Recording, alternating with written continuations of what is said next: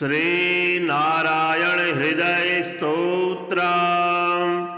ओम अस्य श्री नारायण हृदय स्तोत्र महामंत्रस्य ब्रह्मा ऋषिः अनुष्टुप् छन्दः लक्ष्मी नारायणो देवता नारायण प्रीत्यर्थे जपे विनियोगः उद्यदादित संकासं पीतवासं चतुर्भुजं शंखचक्र गदापाणिं ध्याये लक्ष्मीपतिं हरिं त्रैलोक्याधार चक्रं तदुपरि कमठं तत्र चानन्तभोगी तन्मध्ये भूमिपदमाङ्कुशशिखरदलं कर्णिकाभूतमेरुं तत्रत्यं शान्तमूर्तिं मणिमयमकुटं कुण्डलोद्भासिताङ्गं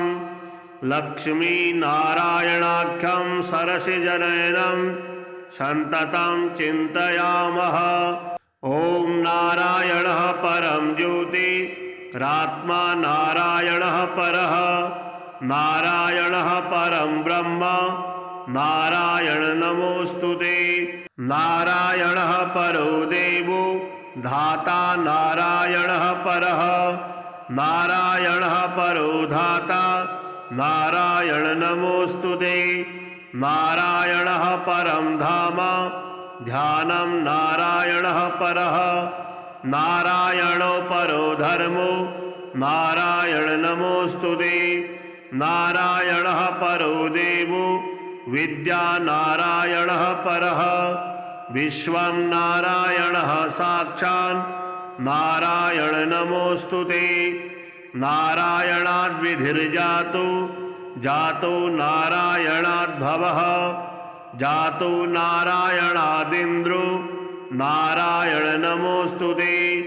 रविर्नारायणस्तेजः चन्द्रो नारायणो महः वह्निर्नारायणः साक्षात् नारायण नमोस्तुते।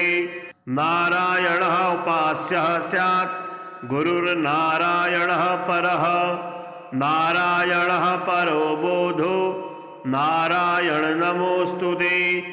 नारायणः फलं मुख्यं सिद्धिर्नारायणः सुखं हरिर्नारायणः शुद्धिर्नारायण नमोस्तुते।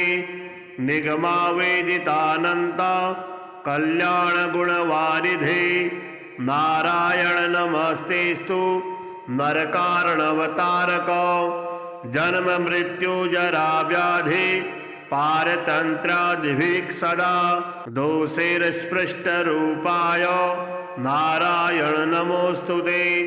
वेदशास्त्रार्थ विज्ञान साध्य भक्तिकगोचर नारायण नमस्तेस्तु मामुद्धर भवार्णवात् नित्यानंद महोदार परात्पर जगत्पते नारायण नमस्तेस्तु मोक्ष साम्राज्यदायिने आब्रह्मस्तंभ पर्यंत मखिलात्ममहाश्रयः सर्वभूतात्मभूतात्मन् नारायण नमोस्तुते। पालिताशेषलोकाय पुण्यश्रवणकीर्तन नारायण नमस्तेस्तु प्रलयोदकसायिने निरस्त सर्वदोषाय भक्त्यादिगुणदायिने नारायण नमस्तेस्तु त्वां विना नहि मे गतिः धर्मार्थ काम मोक्षाख्य पुरुषार्थप्रदायिने नारायण नमस्तेस्तु पुनस्तेस्तु नमो नमः। नारायण त्वमेवासि दह्यराखे हृदि स्थितः प्रेरिता प्रेयमाणानां त्वया प्रेरितमानसः त्वदाज्ञां शिरसा कृत्वा भजामि जनपावनं नानोपासनमार्गाणां भवकृद्भावबोधकः भवार्थकृद् भवातीतो भवसौख्यप्रदो मम त्वन्माया मोहितं विश्वं त्वयैव परिकल्पितं त्वधिष्ठानमात्रेण सा वै सर्वार्थकारिणी त्वमेव तां पुरस्कृत्य मम कामान् समर्थय न मे त्वदन्यस्त्रस्त्रास्ति त्वदन्यं न हि दैवतं त्वदन्यं न हि जानामि पालकं पुण्यवर्धनं यावत् संसारिको भावो मनस्तु भावनात्मकः तावत् सिद्धिर्भवेत् साध्या सर्वदा सर्वदा विभो पापिनामहमेकाग्रो दयालून्तमग्रणिः दयानियो मदन्योऽस्ति तव कोत्र जगत्त्रये त्वयाहं नैव सृष्टश्चेत् न स्यात्तव दयालुता आमयो वा न सृष्टश्चेत् दोषधस्य वृथोदयः पापसङ्गपरिश्रान्तः पापात्मा पापरूपधृक् त्वदन्यः कोत्र पापेभ्यः त्रातास्ति जगति तले त्वमेव माता च पिता त्वमेव बन्धुश्च सखा त्वमेव विद्या द्रविणं त्वमेव सर्वं मम देवदेव प्रार्थनादशकं चैव मूलाष्टकमतः परं यः पठे शृणुयात् नित्यं तस्य लक्ष्मीः स्थिरा भवेत् नारायणस्य हृदयं सर्वाभीष्टफलप्रदं लक्ष्मीहृदयकं स्तोत्रं यदि चेतविना कृतं तत्सर्वं निष्फलं प्रोक्तं लक्ष्मीः क्रुध्यति सर्वदा एतत् संकलितं स्तोत्रं सर्वाभीष्टफलप्रदं जपेत् संकलितं कृत्वा सर्वाभीष्टमवाप्नुयात् नारायणस्य हृदयम् आदौ जपत्वा ततः परं लक्ष्मीहृदयकं स्तोत्रं जपेत् नारायणं पुनर्नारायणं जपत्वा पुनर्लक्ष्मीनुतिं जपेत् तद्वधूद्मादिकं कुर्यात् एतत् संकलितं शुभम् एवं मध्ये द्विवारेण जपेत् संकलितं शुभम् लक्ष्मीहृदयके स्तोत्रं सर्वमन्यत् प्रकाशितं सर्वान् कामान्मवाप्नोति आदिव्याधिभयं हरेत् गोप्यमेतत् सदा कुर्यात् न सर्वत्र प्रकाशयेत् इति गुह्यतमं शास्त्रं प्रोक्तं ब्रह्मादिभिः पुरा लक्ष्मीहृदय प्रोक्तेन विधिना साधयेत् सुधिः तस्मात् सर्वप्रयत्नेन साधयेत् गोपयेत् सुधिः यत्रेतत् पुस्तकं तिष्ठेत् लक्ष्मीनारायणात्मकं भूतपैशाच वेताल भयं नैव तु सर्वदा भृगुवारे तथा रात्रौ पूजयेत् पुस्तकद्वयं सर्वदा सर्वदा स्तुत्यं गोपयेत् साधयेत् सुधिः गोपनात् साधना लोके धन्यो भवति तत्त्वतः। श्री विष्णु विजय स्तोत्रम्। देवा ऊचुः नतास्म विष्णुं जगदादिभूतं सुरासुरेन्द्रं जगतां प्रपालकं यन्नाभिपद्मा किल पद्मयोनिर्बभूव तं वै शरणं गता स्मः। नमो नमो मत्स्यवपुर्धराय नमोऽस्तु ते कच्छपरूपधारिणे नमः प्रकूर्मस्य नृसिंहरूपिणे तथा पुनर्वामनरूपिणे नमः। नमोऽस्तु ते छत्रविनाशनाय रामाय दशास्य नाशिने प्रलम्बहन्त्रे शितवाससे नमो। नमोऽस्तु बुद्धाय च दैत्यमोहिने म्लेच्छान्तकायापि च कल्किनाम्ने नमः। पुनः क्रोडवपुर्धराय जगद्धितार्थं च युगे युगे भवान् बिभर्तिरूपं त्वसुरा भवाय निषूदितोऽयं ह्यधुना किल त्वया दैत्यो हिरण्याक्ष इति प्रगल्भः यश्चेन्द्रमुख्यान् किल लोकपालान् संहेलया चैव तिरश्चकार स वै त्वया देवहितार्थमेव निपातितो देवधर प्रसीद त्वमस्य विश्वस्य विसर्गकर्ता ब्राह्मेण रूपेण च देवदेव पाता त्वमेवास्य युगे युगे च रूपाणि धर्षेषु मनोहराणि त्वमेव कालाग्निहरस्य भूत्वा विश्वस्वयं नेष्यसि चान्तकाले अतो भवानेव च विश्वकारण न ते परं जीवमजीवमेष यत्किञ्च भूतं च भविष्यरूपं प्रवर्तमानं च तथैव रूपं सर्वं त्वमेवासि चराचराख्यं न भाति विश्वं त्वदृते च किञ्चित् अस्तीति नास्तीति च भेदनिष्ठम् अस्तीति नास्तीति च भेदनिष्ठम् त्वयैव भातं सदसत्स्वरूपं ततो भवन्तं कथमोऽपि देव न ज्ञातुर्महत्तव्यपक्वबुद्धिः ऋते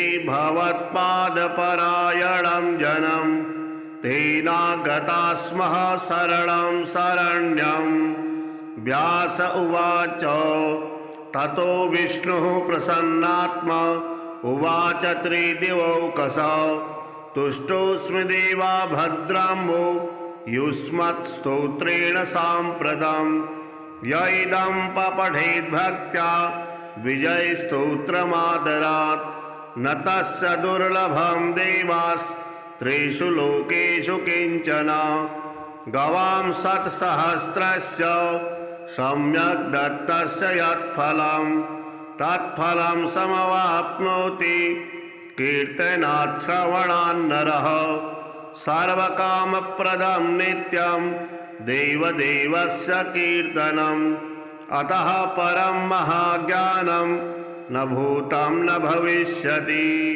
श्रीविष्णोः शतनाम स्तोत्रम्। नारद उवाच ॐ वासुदेवं हृषीकेशं वामनं जलसायिनं जनार्दनं हरिकृष्णं श्रीवक्षं गरुडध्वजं वाराहं पुण्डरीकाक्षं नृसिंहं नरकान्तकम् अव्यक्तं शाश्वतं विष्णुं मनन्तमजमव्ययं नारायणं गदाधक्षं गोविन्दं कीर्तिभाजनं गोवर्धनुधरं देवं भूधरं भुवनेश्वरं वेत्तारं यज्ञपुरुषं यज्ञेशं यज्ञवाहकं चक्रपाणिं गदापाणिं शङ्खपाणिं नरोत्तमं वैकुण्ठं दुष्टदमनं भूगर्भं पीतवाससं त्रिविक्रमं त्रिकालज्ञं त्रिमूर्तिं नन्दिकेश्वरं रामं रामं हयग्रीवं भीमं रौद्रं भूद्भवं श्रीपतिं श्रीधरं श्रीशं मङ्गलं मङ्गलायुधं दामोदरं दमोपेतं केशवं केशिसूदनं वरेण्यं वरदं विष्णुं आनन्दं वसुदेवजं हिरण्यरेतसं दीप्तं पुराणं पुरुषोत्तमं सकलं निष्कलं शुद्धं निर्गुणं गुणशाश्वतं हिरण्यतनुसङ्काशं सूर्यायुधसमप्रभं मेघश्यामं चतुर्बाहुं कुशलं कमलेक्षणं ज्योतिरूपमरूपं च स्वरूपं रूपसंस्थितं सर्वज्ञं सर्वरूपस्थं सर्वेषां सर्वतोमुखं ज्ञानं कूटस्थमचलं ज्ञानदं परमं प्रभुं योगीशां योगनिष्णातं योगिनं योगरूपिणम् ईश्वरं सर्वभूतानां वन्दे भूतमयं प्रभुम् इति नाम शतं दिव्यं वैष्णवं खलु पापहं व्यासेन कथितं पूर्वं सर्वपापप्रणाशनं यः पठेत् प्रातरुत्थाय स भवेद् वैष्णवो नरः सर्वपापविशुद्धात्मा विष्णु सायुज्यमवाप्नुयात् चान्द्रायण सहस्राणि कन्यादानि शतानि च गवां लक्षसहस्राणि मुक्तिभागी भवेन्नरः अश्वमेधायुतं पुण्यं फलं प्राप्नोति मानवः। श्रीनारायण हृदय स्तोत्रम्। ओम अस्य श्री नारायण हृदय स्तोत्र महामंत्रस्य ब्रह्मा ऋषिः अनुष्टुप् छन्दः लक्ष्मी नारायणो देवता नारायण प्रीत्यर्थे जपे विनियोगः उद्यदादित संकाशं पीतवासं चतुर्भुजं शंखचक्रगदापाणिं ध्याये लक्ष्मीपतिं हरिं त्रैलोक्याधारचक्रं तदुपरि कमठं तत्र चानन्तभोगी तन्मध्ये भूमिपदमाङ्कुशशिखरदलं कर्णिकाभूतमेरुं तत्रत्यं शान्तमूर्तिं मणिमयमकुटं कुण्डलोद्भासिताङ्गं लक्ष्मीनारायणाख्यं सरसिजनयनं सन्ततं चिन्तयामः। ॐ नारायणः परं ज्योतिरात्मा नारायणः परः नारायणः परं ब्रह्म नारायण नमोऽस्तुते नारायणः परो देवो धाता नारायणः परः नारायणः परो धाता नारायण नमोऽस्तुते नारायणः परं धाम ध्यानं नारायणः परः नारायणो परो धर्मो नारायण नमोऽस्तुते नारायणः परो देवो विद्या नारायणः परः विश्वं नारायणः साक्षात् नारायण नमोऽस्तुते नारायणाद्विधिर्जातो जातो नारायणाद्भवः जातो नारायणादिन्द्रो नारायण नमोऽस्तुते रविर्नारायणस्तेजः चन्द्रो नारायणो महः वह्निर्नारायणः साक्षात् नारायण नमोऽस्तुते नारायणः उपास्यः स्यात् गुरुर्नारायणः परः नारायणः परो बोधो नारायण नमोऽस्तुते नारायणः फलं मुख्यं सिद्धिर्नारायणः सुखं हरिर्नारायणः शुद्धिर्नारायण नमोऽस्तुते निगमावेदितानन्त कल्याणगुणवारिधे नारायण नमस्तेस्तु नरकारणवतारक जन्म मृत्यु जरा व्याधि पारतन्त्रादिभिः सदा दोषैर्स्पृष्टरूपाय नारायण नमोऽस्तुते वेदशास्त्रार्थ विज्ञान साध्य भक्तिकगोचर नारायण नमस्तेस्तु मामुद्धर भवार्णवात् नित्यानन्दमहोदार परात्पर जगत्पते नारायण नमस्तेस्तु मोक्ष साम्राज्यदायिने आब्रह्मस्तंभ पर्यंत मखिलात्ममहाश्रयः सर्वभूतात्मभूतात्मन् नारायण नमोऽस्तुते पालिताशेषलोकाय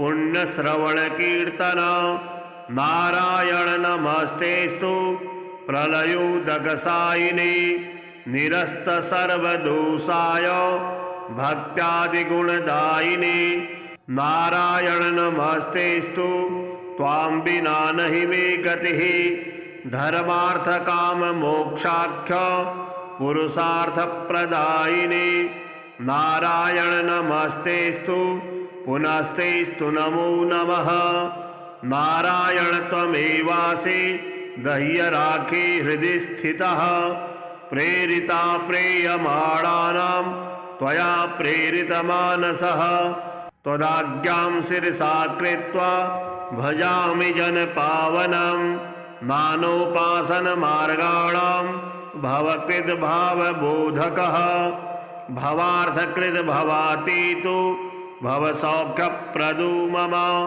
त्वन्मायामोहितं विश्वं त्वयैव परिकल्पितं त्वधिष्ठानमात्रेण सा वै सर्वार्थकारिणी त्वमेव तां पुरस्कृत्य मम कामान् समर्थय न मे त्वदन्यस्त्रस्त्रास्ति त्वदन्यं न हि दैवतं त्वदन्यं न हि जानामि पालकं पुण्यवर्धनं यावत् संसारिको भावो मनस्थो भावनात्मकः तावत् सिद्धिर्भवेत् साध्या सर्वदा सर्वदा विभो पापिनामहमेकाग्रो दयालुन्तमग्रणिः दयानियो मदन्योऽस्ति तव कोत्र जगत्त्रये त्वयाहं नैव सृष्टश्चेत् न स्यात्तव दयालुता आमयो वा न सृष्टश्चेत् दोषधस्य वृथोदयः पापसङ्गपरिश्रान्तः पापात्मा पापरूपधृक् त्वदन्यः कोत्र पापेभ्यः त्रातास्ति जगति तले त्वमेव माता च पिता त्वमेव बन्धुश्च सखा त्वमेव विद्या द्रविणं त्वमेव सर्वं मम देवदेव प्रार्थनादशकं चैव मूलाष्टकमतः परं यः पठे शृणुयात् नित्यं तस्य लक्ष्मीः स्थिरा भवेत् नारायणस्य हृदयं सर्वाभीष्टफलप्रदं लक्ष्मीहृदयकं स्तोत्रं यदि चेतविना कृतं तत्सर्वं निष्फलं प्रोक्तं लक्ष्मीः क्रुध्यति सर्वदा एतत् संकलितं स्तोत्रं सर्वाभीष्टफलप्रदं जपेत् संकलितं कृत्वा सर्वाभीष्टमवाप्नुयात् नारायणस्य हृदयम् आदौ जपत्वा ततः परं लक्ष्मीहृदयकं स्तोत्रं जपेन्नारायणं पुनः पुनर्नारायणं जपत्वा पुनर्लक्ष्मीनुतिं जपेत् तद्वधूद्मादिकं कुर्यात् एतत् संकलितं शुभम् एवं मध्ये द्विवारेण जपेत् संकलितं शुभम् लक्ष्मीहृदयके स्तोत्रं सर्वमन्यत् प्रकाशितं सर्वान् कामान्मवाप्नोति आदिव्याधिभयं हरेत् गोप्यमेतत् सदा कुर्यात् न सर्वत्र प्रकाशयेत् इति गुह्यतमं शास्त्रं प्रोक्तं ब्रह्मादिभिः पुरा लक्ष्मीहृदय प्रोक्तेन विधिना साधयेत् सुधिः तस्मात् सर्वप्रयत्नेन साधयेत् गोपयेत् सुधिः यत्रेतत् पुस्तकं तिष्ठेत् लक्ष्मीनारायणात्मकं भूतपैशाच वेताल भयं नैव तु सर्वदा भृगुवारे तथा रात्रौ पूजयेत् पुस्तकद्वयं सर्वदा सर्वदा स्तुत्यं गोपयेत् साधयेत् सुधिः गोपनात् साधना लोके धन्यो भवति तत्त्वतः। श्री विष्णु विजय स्तोत्रम्।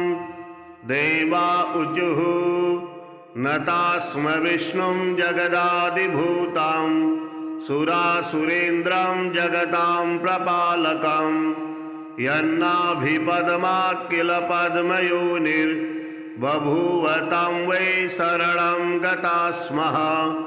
नमो नमो मत्स्यवपुर्धराय नमोऽस्तु ते कच्छपरूपधारिणे नमः प्रकूर्मस्य नृसिंहरूपिणे तथा पुनर्वामनरूपिणे नमः। नमोऽस्तु ते छत्रविनाशनाय रामाय रामाय दशास्य नाशिने प्रलम्बहन्त्रे शितवासिसे नमो।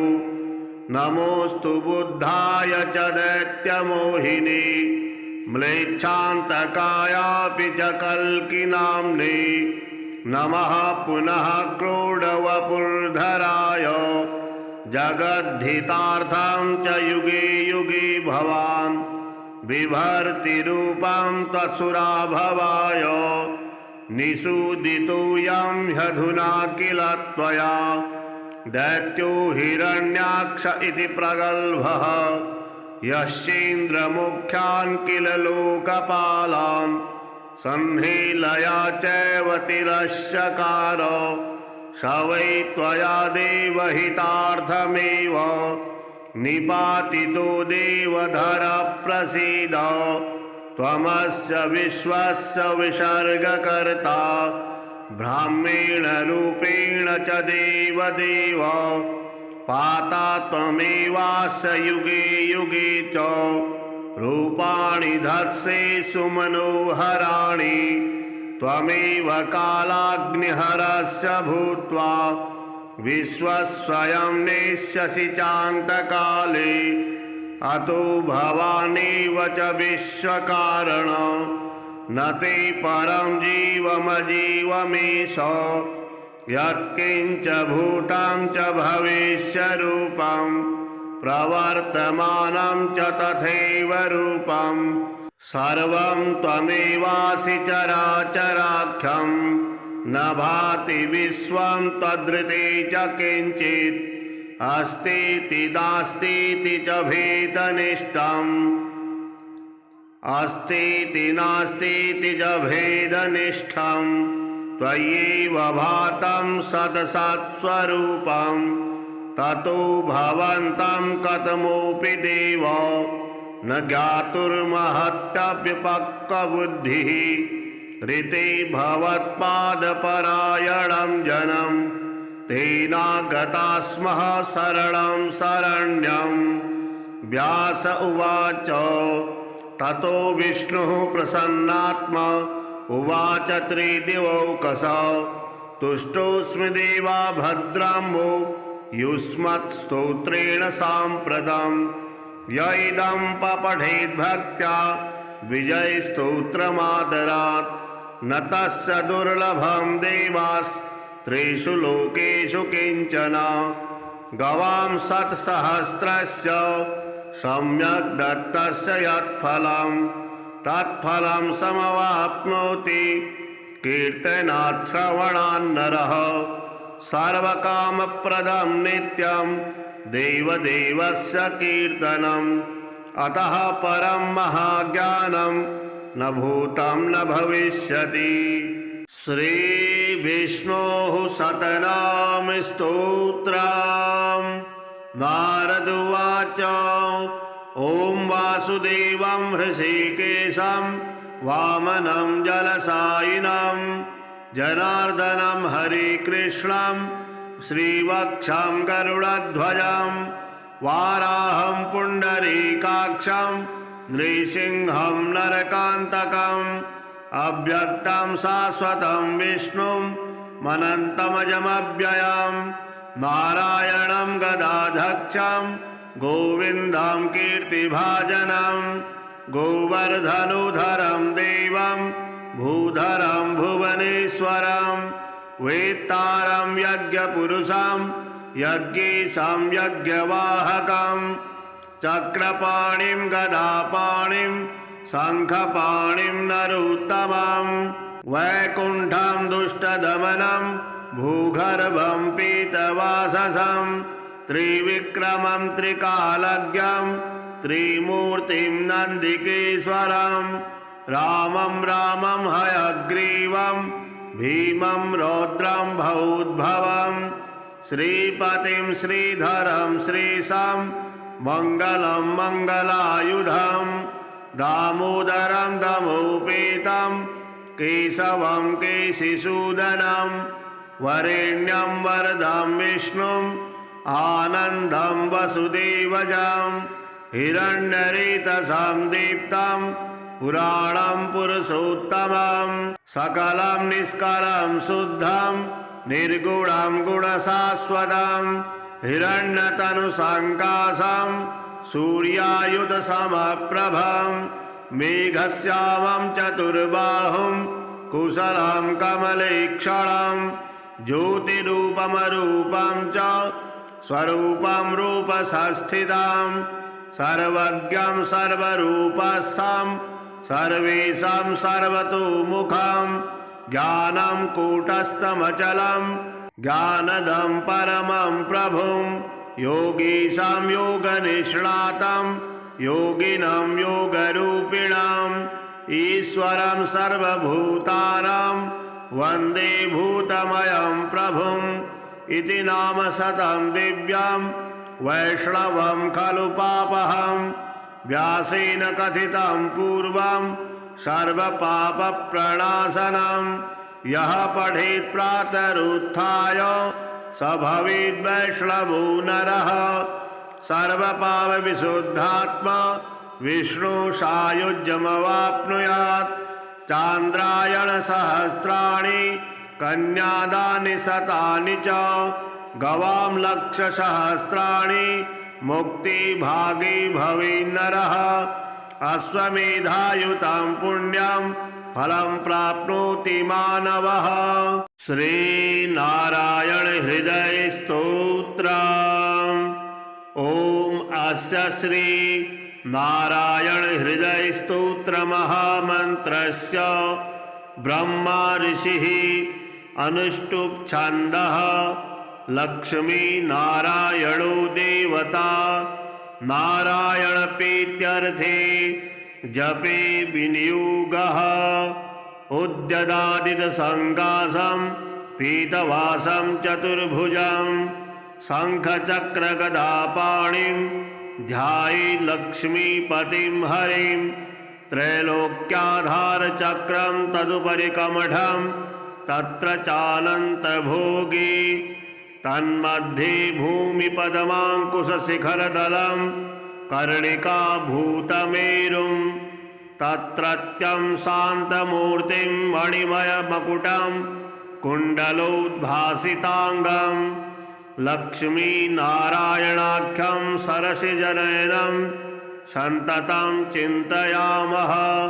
ॐ नारायणः परं ज्योतिरात्मा नारायणः परः नारायणः परं ब्रह्म नारायण नमोऽस्तुते नारायणः परो देवो धाता नारायणः परः नारायणः परो धाता नारायण नमोऽस्तुते नारायणः परं धाम ध्यानं नारायणः परः नारायणो परो धर्मो नारायण नमोऽस्तुते नारायणः परो देवो विद्या नारायणः परः विश्वं नारायणः साक्षात् नारायण नमोऽस्तुते नारायणाद्विधिर्जातो जातो नारायणाद्भवः जातो नारायणादिन्द्रो नारायण नमोऽस्तुते रविर्नारायणस्तेजः चन्द्रो नारायणो महः वह्निर्नारायणः साक्षात् नारायण नमोऽस्तुते नारायणः उपास्यः स्यात् गुरुर्नारायणः परः नारायणः परो बोधो नारायण नमोऽस्तुते नारायणः फलं मुख्यं सिद्धिर्नारायणः सुखं हरिर्नारायणः शुद्धिर्नारायण नमोऽस्तुते। निगमावेदितानन्त कल्याणगुणवारिधे नारायण नमस्तेस्तु नरकारणवतारक। जन्म मृत्यु जरा व्याधि पारतन्त्रादिभिः सदा दोषैर्स्पृष्टरूपाय नारायण नमोऽस्तुते। वेदशास्त्रार्थ विज्ञान साध्य भक्तिकगोचर नारायण नमस्तेस्तु मामुद्धर भवार्णवात्। नित्यानंद महोदार परात्पर जगत्पते नारायण नमस्तेस्तु मोक्ष साम्राज्यदायिने।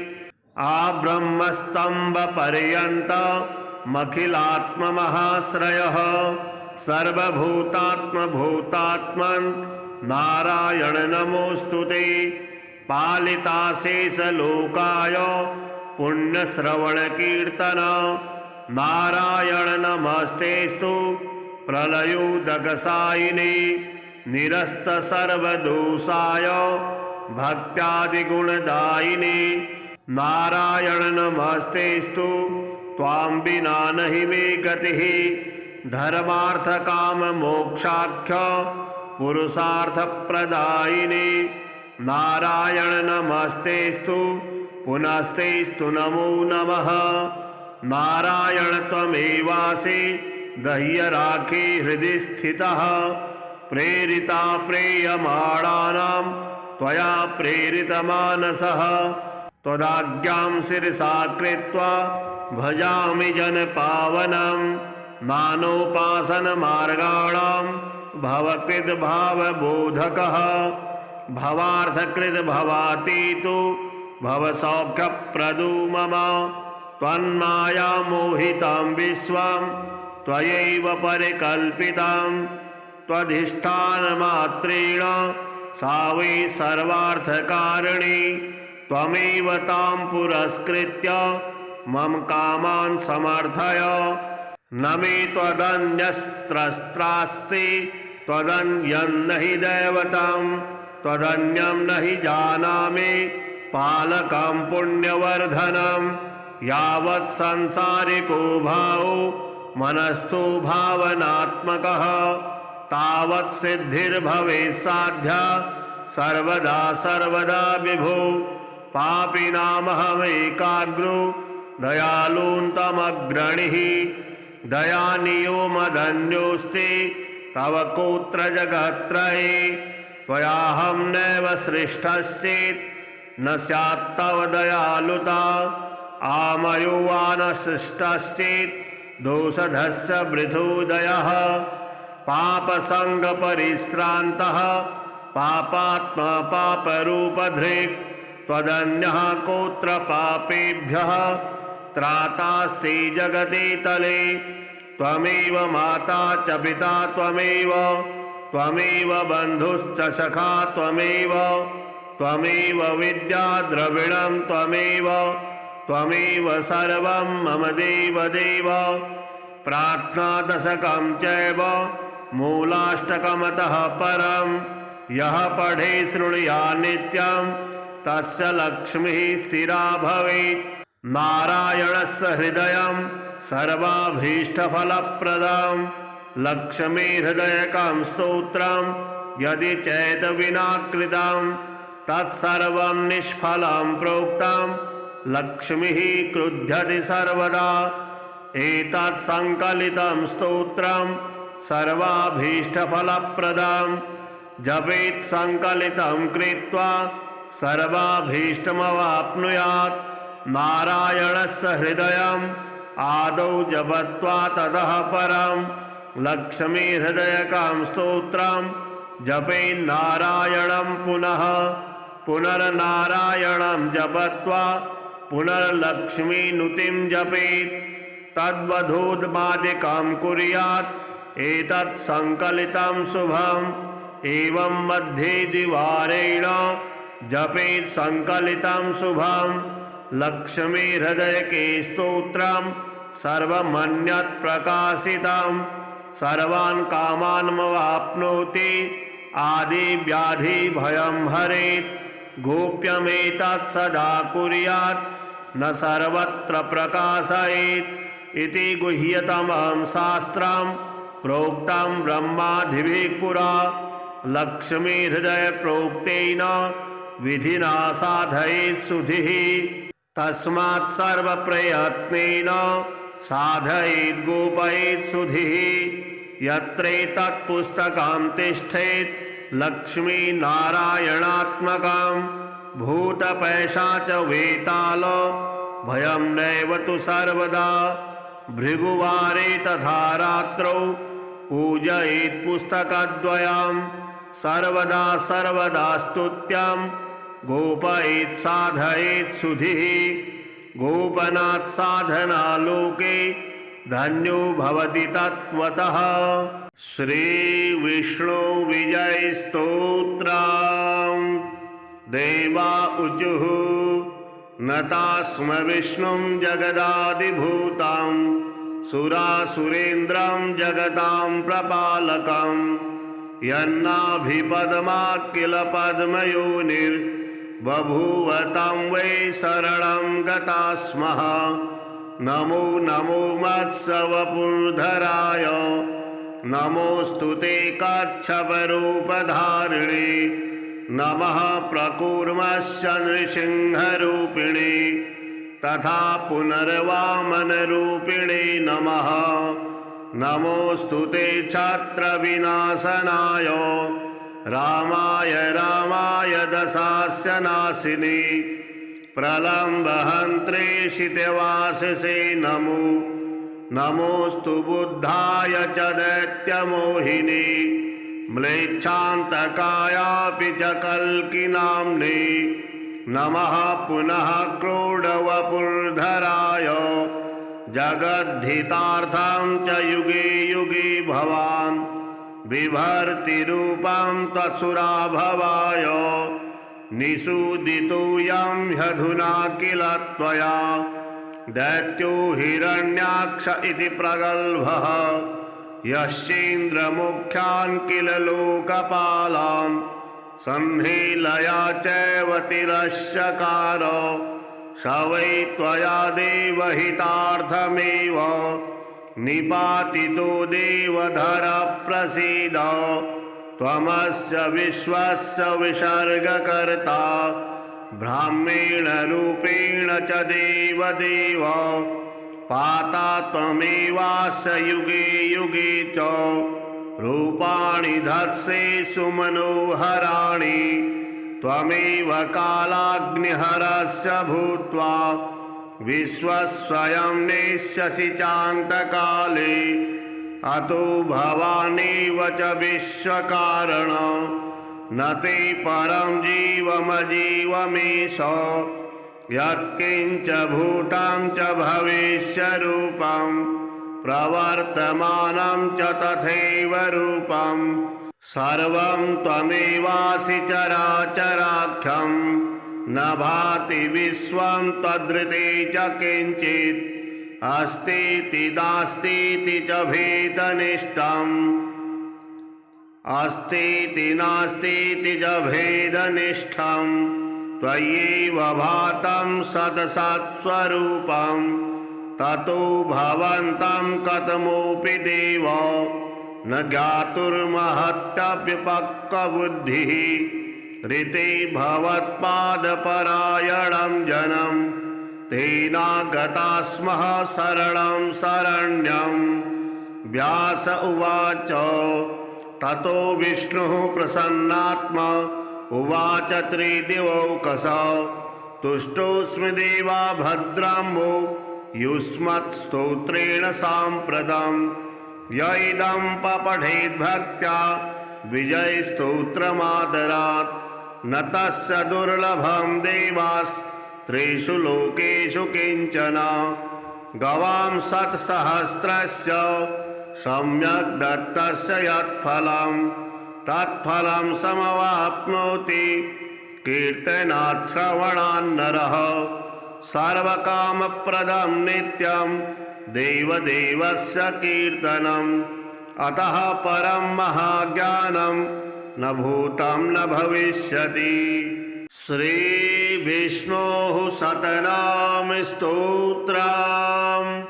नारद उवाच ॐ वासुदेवं हृषीकेशं वामनं जलशायिनं जनार्दनं हरिकृष्णं श्रीवक्षं गरुडध्वजं वाराहं पुण्डरीकाक्षं नृसिंहं नरकान्तकम् अव्यक्तं शाश्वतं विष्णुं मनन्तमजमव्ययं नारायणं गदाधक्षं गोविन्दं कीर्तिभाजनं गोवर्धनुधरं देवं भूधरं भुवनेश्वरं वेत्तारं यज्ञपुरुषं यज्ञीशं यज्ञवाहकं चक्रपाणिं गदापाणिं शङ्खपाणिं नरोत्तमं वैकुण्ठं दुष्टदमनं भूगर्भं पीतवाससं त्रिविक्रमं त्रिकालज्ञं त्रिमूर्तिं नन्दिकेश्वरं रामं रामं हयग्रीवं भीमं रौद्रं भूद्भवं श्रीपतिं श्रीधरं श्रीशं मङ्गलं मङ्गलायुधं दामोदरं दमोपेतं केशवं केशिसूदनं वरेण्यं वरदं विष्णुं आनन्दं वसुदेवजं हिरण्यरेतसं दीप्तं पुराणं पुरुषोत्तमं सकलं निष्कलं शुद्धं निर्गुणं गुणशाश्वतं हिरण्यतनुसङ्काशं सूर्यायुधसमप्रभं मेघश्यामं चतुर्बाहुं कुशलं कमलेक्षणं ज्योतिरूपमरूपं च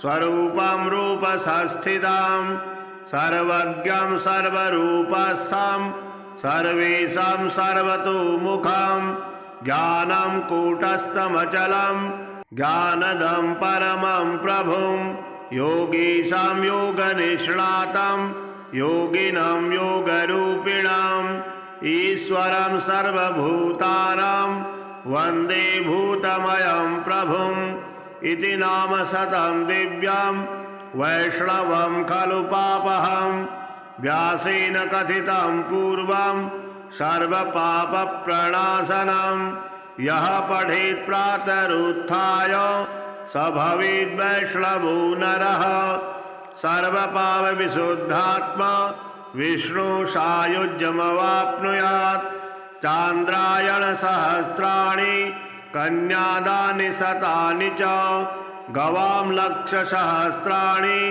मुक्तिभागी भवेन्नरः अश्वमेधायुतं पुण्यं फलं प्राप्नोति मानवः।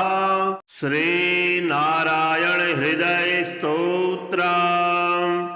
ॐ अस्य श्री नारायण हृदय स्तोत्र महामन्त्रस्य ब्रह्मा ऋषिः अनुष्टुप् छन्दः लक्ष्मी नारायणो देवता नारायण प्रीत्यर्थे जपे विनियोगः उद्यदादित संकाशं पीतवासं चतुर्भुजं शङ्खचक्रगदापाणिं ध्याये लक्ष्मीपतिं हरिं त्रैलोक्याधारचक्रं तदुपरि कमठं तत्र चानन्तभोगी तन्मध्ये भूमिपदमाङ्कुशशिखरदलं कर्णिकाभूतमेरुं तत्रत्यं शान्तमूर्तिं मणिमयमकुटं कुण्डलोद्भासिताङ्गं लक्ष्मीनारायणाख्यं सरसिजनयनं सन्ततं चिन्तयामः। ॐ नारायणः परं ज्योतिरात्मा नारायणः परः नारायणः परं ब्रह्म नारायण नमोऽस्तुते। नारायणः परो देवो धाता नारायणः परः नारायणः परो धाता नारायण नमोऽस्तुते।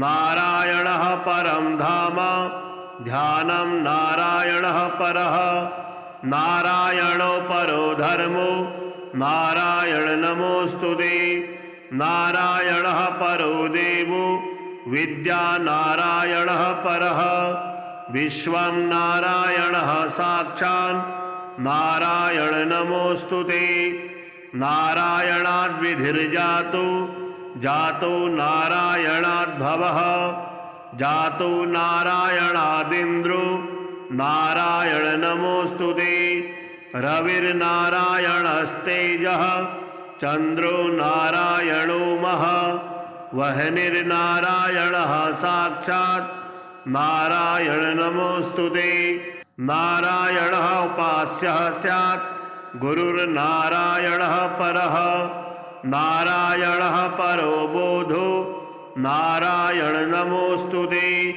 नारायणः फलं मुख्यं सिद्धिर्नारायणः सुखं हरिर्नारायणः शुद्धिर्नारायण नमोस्तुते निगमावेदितानन्त कल्याणगुणवारिधे नारायण नमस्तेस्तु नरकारणवतारक जन्म मृत्यु जरा व्याधि पारतन्त्रादिभिः सदा दोषैर्स्पृष्टरूपाय नारायण नमोस्तुते वेदशास्त्रार्थ विज्ञान साध्य भक्तिकगोचर नारायण नमस्तेस्तु मामुद्धर भवार्णवात् नित्यानंद महोदार परात्पर जगत्पते नारायण नमस्तेस्तु मोक्ष साम्राज्यदायिने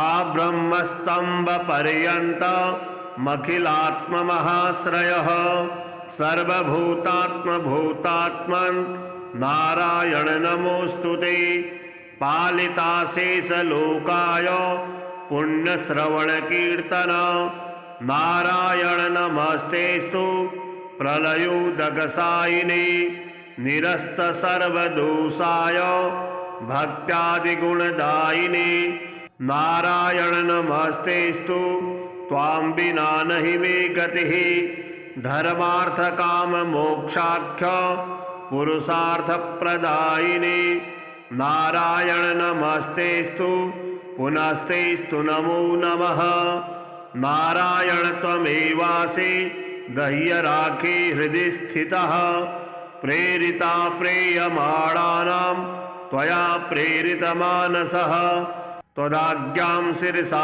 कृत्वा भजामि जनपावनं नानोपासनमार्गाणां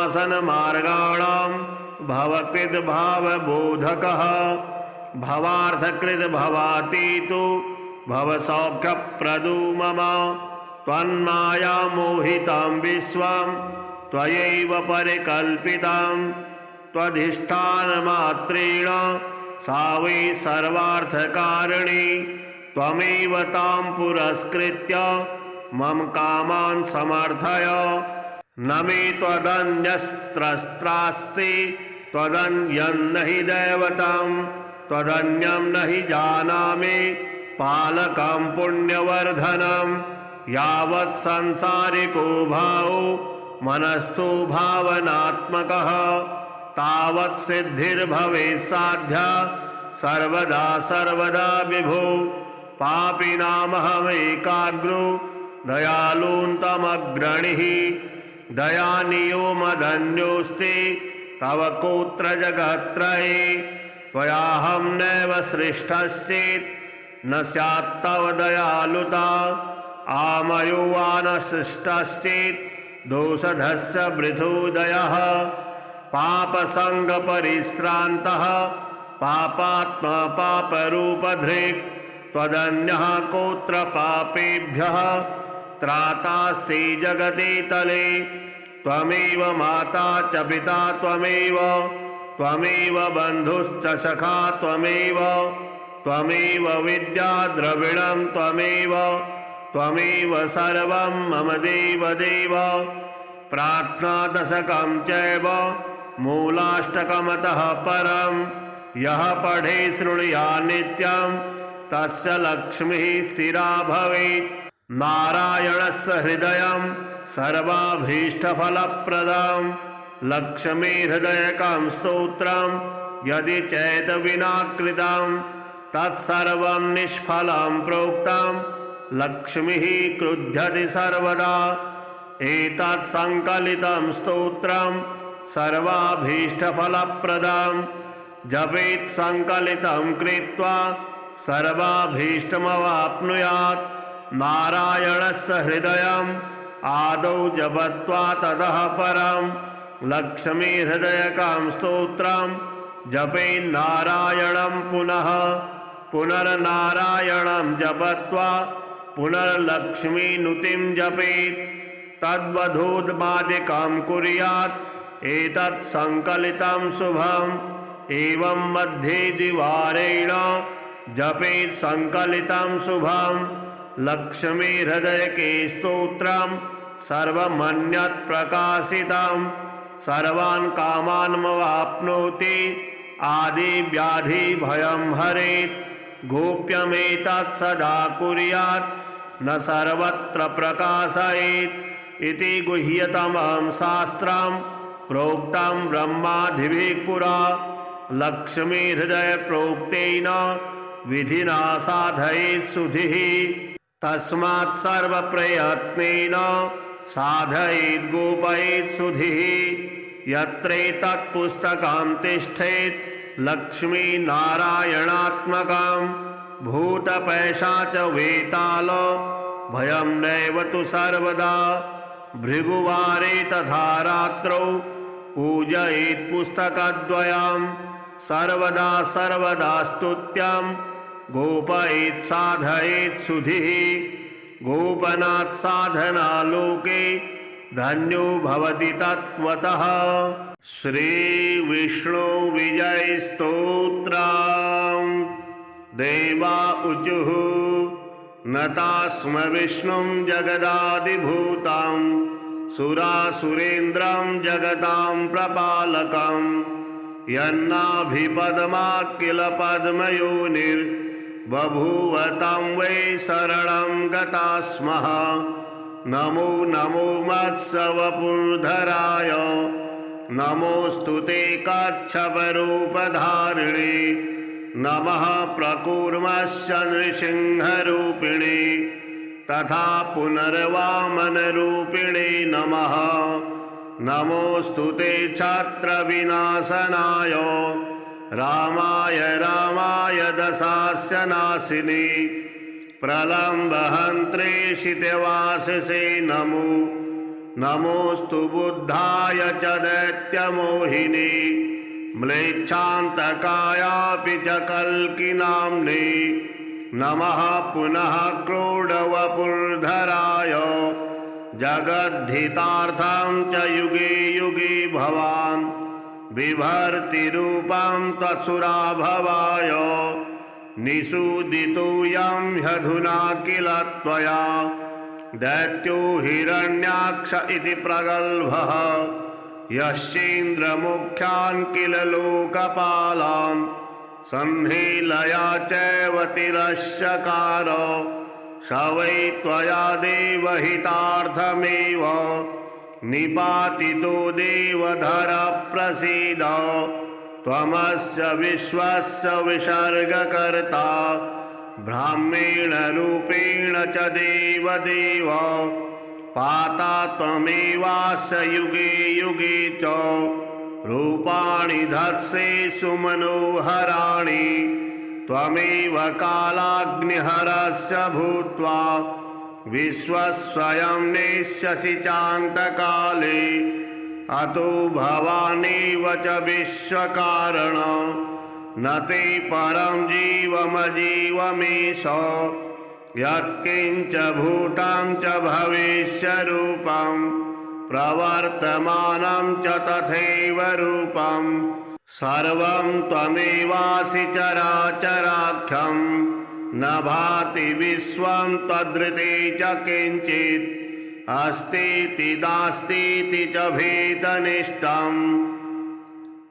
अस्तीति नास्तीति च भेदनिष्ठम् त्वय्येव भातं सतसत्स्वरूपं ततो भवन्तं कथमोऽपि देव न ज्ञातुर्महत्यप्यपक्वबुद्धिः ऋते भवत्पादपरायणं जनं तेनागता स्मः शरणं शरण्यं। व्यास उवाच ततो विष्णुः प्रसन्नात्मा उवाच त्रिदिवौकसः तुष्टोऽस्मि देवा भद्राम्बो युष्मत्स्तोत्रेण साम्प्रतं य इदं पठेद्भक्त्या विजयस्तोत्रमादरात् न तस्य दुर्लभं देवास्त्रिषु लोकेषु किञ्चन। गवां शतसहस्रस्य सम्यक् दत्तस्य यत्फलं तत्फलं समवाप्नोति कीर्तनात् श्रवणान् नरः। सर्वकामप्रदं नित्यं देवदेवस्य कीर्तनम् अतः परं महाज्ञानं न भूतं न भविष्यति। श्रीविष्णोः शतनाम स्तोत्रम्। नारद उवाच ॐ वासुदेवं हृषीकेशं वामनं जलसायिनं जनार्दनं हरिकृष्णं श्रीवक्षं गरुडध्वजं वाराहं पुण्डरीकाक्षं नृसिंहं नरकान्तकम् अव्यक्तं शाश्वतं विष्णुं मनन्तमजमव्ययं नारायणं गदाधक्षं गोविन्दं कीर्तिभाजनं गोवर्धनुधरं देवं भूधरं भुवनेश्वरं वेत्तारं यज्ञपुरुषं यज्ञेशं यज्ञवाहकं चक्रपाणिं गदापाणिं शङ्खपाणिं नरोत्तमं वैकुण्ठं दुष्टदमनं भूगर्भं पीतवाससं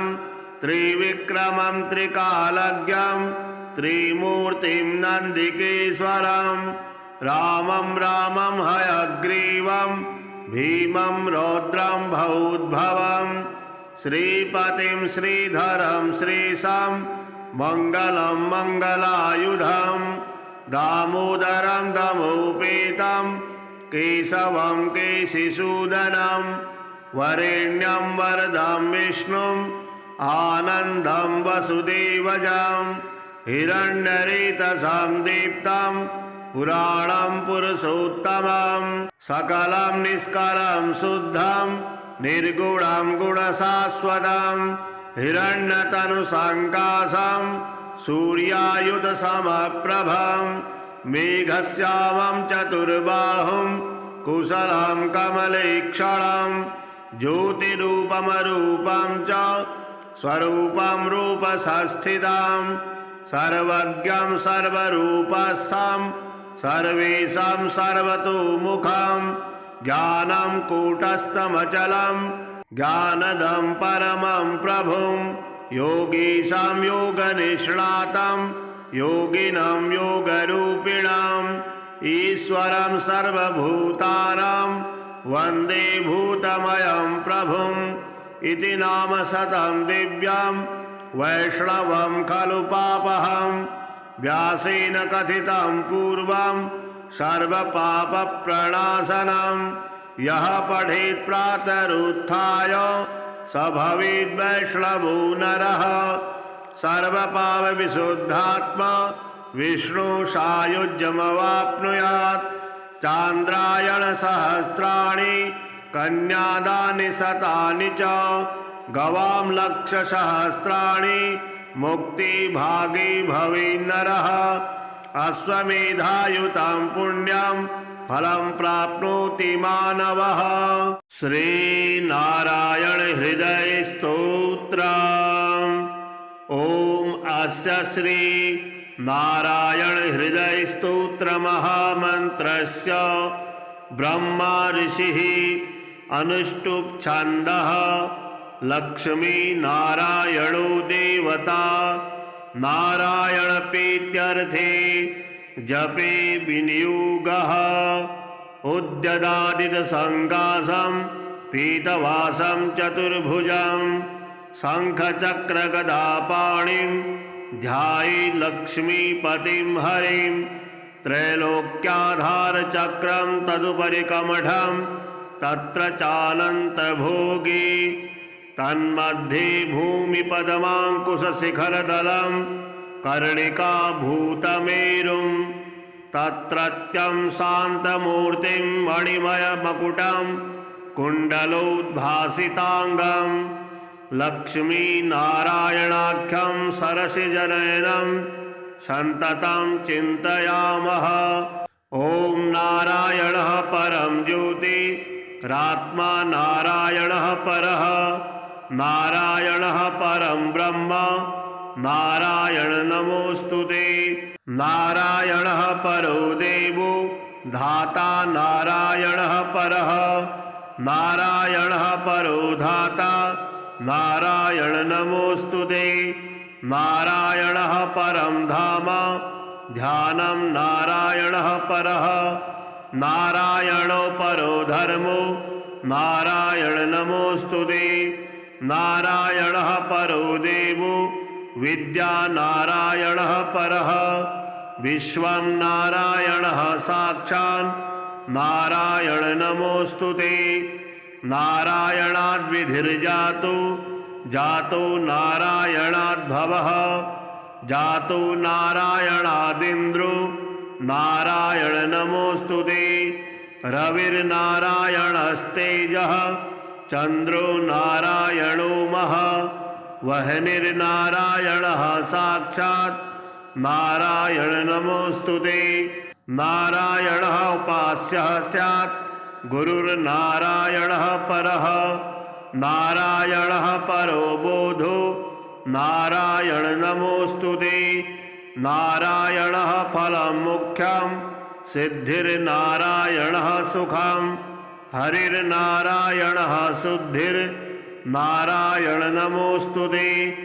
निगमावेदितानन्त कल्याणगुणवारिधे नारायण नमस्तेस्तु नरकारणवतारक जन्म मृत्यु जरा व्याधि पारतन्त्रादिभिः सदा दोषैर्स्पृष्टरूपाय नारायण नमोस्तुते।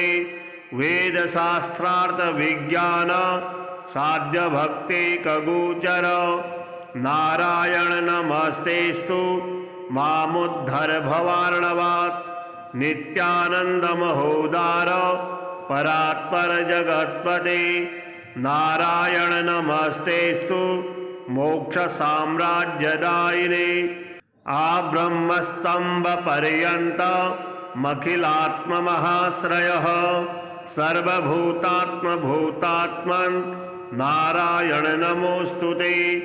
पालिताशेषलोकाय पुण्यश्रवणकीर्तन नारायण नमस्तेस्तु प्रलयोदकसायिने निरस्त सर्वदोषाय भक्त्यादिगुणदायिने नारायण नमस्तेस्तु त्वां विना नहि मे गतिः धर्मार्थ काम मोक्षाख्य पुरुषार्थ प्रदायिने नारायण नमस्तेस्तु पुनस्तेस्तु नमो नमः। नारायण त्वमेवासि दह्यराखे हृदि स्थितः प्रेरिता प्रेयमाणानां त्वया प्रेरितमानसः त्वदाज्ञां शिरसा कृत्वा भजामि जनपावनं नानोपासनमार्गाणां भवकृद्भावबोधकः भवार्थकृद् भवातीतो भवसौख्यप्रदो मम त्वन्माया मोहितं विश्वं त्वयैव परिकल्पितं त्वधिष्ठानमात्रेण सा वै सर्वार्थकारिणी त्वमेव तां पुरस्कृत्य मम कामान् समर्थय न मे त्वदन्यस्त्रस्त्रास्ति त्वदन्यं न हि दैवतं त्वदन्यं न हि जानामि पालकं पुण्यवर्धनं यावत् संसारिको भावो मनस्तु भावनात्मकः तावत् सिद्धिर्भवेत् साध्या सर्वदा सर्वदा विभो पापिनामहमेकाग्रो दयालून्तमग्रणिः दयानियो मदन्योऽस्ति तव कोत्र जगत्त्रये त्वयाहं नैव सृष्टश्चेत् न स्यात्तव दयालुता आमयो वा न सृष्टश्चेत् दोषधस्य वृथोदयः पापसङ्गपरिश्रान्तः पापात्मा पापरूपधृक् त्वदन्यः कोत्र पापेभ्यः त्रातास्ति जगति तले त्वमेव माता च पिता त्वमेव बन्धुश्च सखा त्वमेव विद्या द्रविणं त्वमेव सर्वं मम देवदेव प्रार्थनादशकं चैव मूलाष्टकमतः परं यः पठे शृणुयात् नित्यं तस्य लक्ष्मीः स्थिरा भवेत् नारायणस्य हृदयं सर्वाभीष्टफलप्रदं लक्ष्मीहृदयकं स्तोत्रं यदि चेत् विना कृतं तत्सर्वं निष्फलं प्रोक्तं लक्ष्मीः क्रुध्यति सर्वदा एतत् संकलितं स्तोत्रं सर्वाभीष्टफलप्रदं जपेत् संकलितं कृत्वा सर्वाभीष्टमवाप्नुयात् नारायणस्य हृदयम् आदौ जपत्वा ततः परं लक्ष्मीहृदयकं स्तोत्रं जपेत् नारायणं पुनर्नारायणं जपत्वा पुनर्लक्ष्मीनुतिं जपेत् तद्वधूद्मादिकं कुर्यात् एतत् संकलितं शुभम् एवं मध्ये द्विवारेण जपेत् संकलितं शुभम् लक्ष्मीहृदयके स्तोत्रं सर्वमन्यत् प्रकाशितं सर्वान् कामान्मवाप्नोति आदिव्याधिभयं हरेत् गोप्यमेतत् सदा कुर्यात् न सर्वत्र प्रकाशयेत् इति गुह्यतमं शास्त्रं प्रोक्तं ब्रह्मादिभिः पुरा लक्ष्मीहृदय प्रोक्तेन विधिना साधयेत् सुधिः तस्मात् सर्वप्रयत्नेन साधयेत् गोपयेत् सुधिः यत्रेतत् पुस्तकं तिष्ठेत् लक्ष्मीनारायणात्मकं भूतपैशाच वेताल भयं नैव तु सर्वदा भृगुवारे तथा रात्रौ पूजयेत् पुस्तकद्वयं सर्वदा सर्वदा स्तुत्यं गोपयेत् साधयेत् सुधिः गोपनात् साधना लोके धन्यो भवति तत्त्वतः। श्री विष्णु विजय स्तोत्रम् देवा ऊचुः नतास्म विष्णुं जगदादिभूतं सुरासुरेन्द्रं जगतां प्रपालकं यन्नाभिपद्मात् किल पद्मयोनिर्बभूव तं वै शरणं गता स्मः। नमो नमो मत्स्यवपुर्धराय नमोऽस्तु ते कच्छपरूपधारिणे नमः प्रकूर्मस्य नृसिंहरूपिणे तथा पुनर्वामनरूपिणे नमः।